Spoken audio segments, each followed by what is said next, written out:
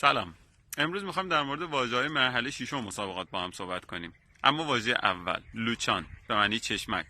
بعضی از شما عزیزان گفتید یعنی چشم قره. چشم. این نوع واژه‌هایی که محل مناقشه است حتما نیاز به بررسی‌های بیشتر و مستندات بالاتری داره. فقط همینو بدونیم که میگن لوچان زن یعنی چشمک زدن، نگاه چپ چپ کردن و یا چشم نازک کردن. دومی، کلشکن، مرغ جوجه دار.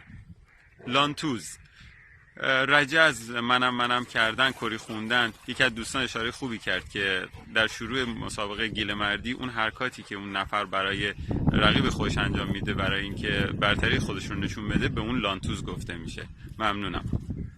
ماشلوس بازی لیلی.